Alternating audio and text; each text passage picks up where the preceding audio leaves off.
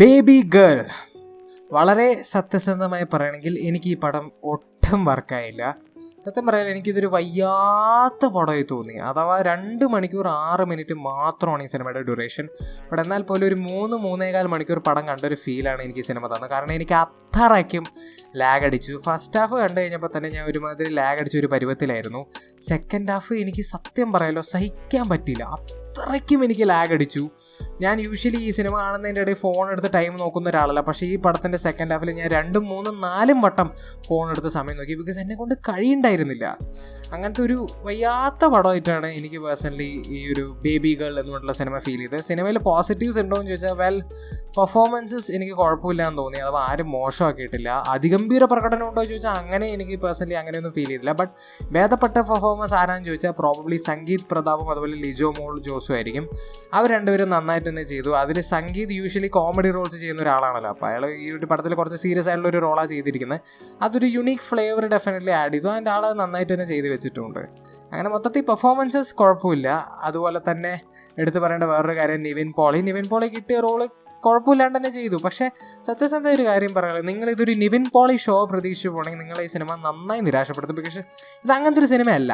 അഥവാ ഒരു multiple main characters ഉള്ള, നമുക്ക് വേണമെങ്കിൽ പറയാം ഒരു മൾട്ടി സ്റ്റാറർ മൂവിയാണെന്ന്. അഥവാ ഒരു നിവിൻ പോളിയുടെ ക്യാരക്ടറിന് ഏത് രീതിയിലുള്ള ഇമ്പോർട്ടൻസ് ആണ് കൊടുത്തിരിക്കുന്നത് അതേ ഇമ്പോർട്ടൻസ് തന്നെയാണ് നമ്മുടെ സംഗീതിൻ്റെയും അതുപോലെ ലിജോ മോളുടെ ക്യാരക്ടേഴ്സിനൊക്കെ കൊടുത്തിരിക്കുന്നത്. അങ്ങനത്തെ മൾട്ടിപ്പിൾ മെയിൻ ക്യാരക്ടേഴ്സ് നിറഞ്ഞ ഒരു പടമാണിത്. സോ ഇതൊരു നിവിൻ പോളി ഷോ ഒന്നുമല്ല. ബട്ട് വളരെ ഓണസ്റ്റായിട്ടൊരു കാര്യം പറയല്ലോ, നിവിൻ പോളിക്ക് കൊടുത്ത ക്യാരക്ടർ എനിക്ക് സത്യം പറഞ്ഞ ഒരു അവിഞ്ഞ ക്യാരക്ടറായിട്ട് തോന്നി. ഒരു രീതിയിലുള്ള ഇമ്പാക്റ്റും ക്രിയേറ്റ് ചെയ്യാതെ പോയ ഒരു ക്യാരക്ടറായിട്ട് ഫീൽ ചെയ്ത്. നിവിൻ പോളിയുടെ ക്യാരക്ടർ മാത്രമല്ല, പടം മൊത്തത്തിൽ എന്നിൽ പേഴ്സണലി ഒരു രീതിയിലുള്ള ഇമ്പാക്റ്റും ക്രിയേറ്റ് ചെയ്തില്ല. ബട്ട് എന്തൊക്കെ പറയുകയാണെങ്കിലും നല്ല കാര്യങ്ങളായിരുന്നു പറയേണ്ടത്. പെർഫോമൻസസ് എനിക്ക് കുഴപ്പമില്ലാന്ന് തോന്നി. അതുപോലെ തന്നെ സാം സിയസിൻ്റെ ബാക്ക്ഗ്രൗണ്ട് മ്യൂസിക് എനിക്ക് നൈസായി തോന്നി. ആള് ഈ പടത്തിന് എന്താണോ ആവശ്യം അത് നന്നായി തന്നെ ഡെലിവർ ചെയ്തു എന്ന് എനിക്ക് ഫീൽ ചെയ്തു. ആൻഡ് എനിക്ക് ഏറ്റവും കൂടുതൽ നിരാശപ്പെടുത്തുന്ന ഒരു ഫാക്ടർ എന്താണെന്ന് വെച്ചാൽ ഈ പടത്തിൽ ജെനുവൻലി പൊട്ടൻഷ്യൽ ഉണ്ടായിരുന്നു. അഥവാ ഈ പടത്തിൻ്റെ ആ ഒരു ത്രെഡ് ആണെങ്കിലും ആ ഒരു കോൺസെപ്റ്റ് ആണെങ്കിലും എനിക്കത് നൈസായിട്ട് തന്നെ തോന്നിയത്.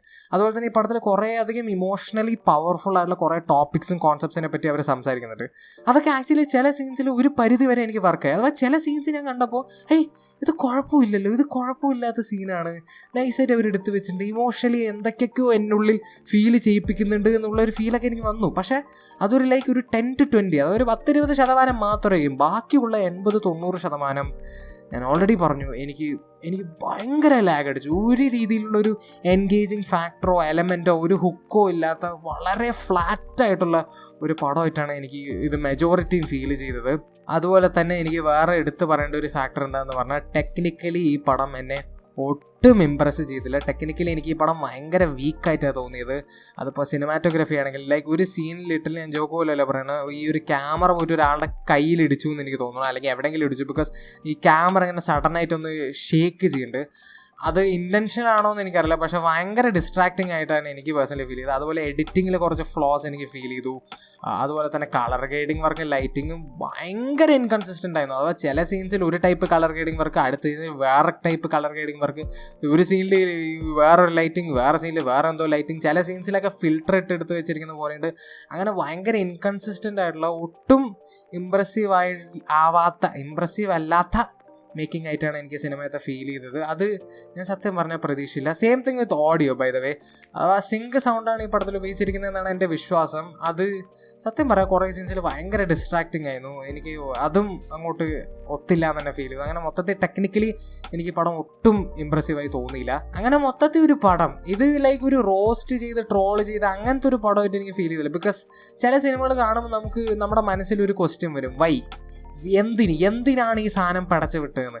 ബട്ട് അങ്ങനത്തെ ഒരു ചോദ്യം എനിക്ക് സിനിമ കണ്ടപ്പോൾ തോന്നിയില്ല. ബിക്കോസ് അഗൈൻ ഞാൻ ഓൾറെഡി പറഞ്ഞു ഈ പടത്തിൽ ജെനുവൻലി പൊട്ടൻഷ്യൽ ഉണ്ടായിരുന്നു. ബട്ട് അവർ വിചാരിച്ചതോ അല്ലെങ്കിൽ അവർ പ്രോബബ്ലി പ്രതീക്ഷിച്ച ആ ഒരു ലെവൽ ഓഫ് ഇമ്പാക്റ്റ് എന്നിൽ പേഴ്സണലി ഈ പടം സൃഷ്ടിച്ചില്ല എന്നുള്ളതാണ് എൻ്റെ പേഴ്സണൽ സത്യാവസ്ഥ.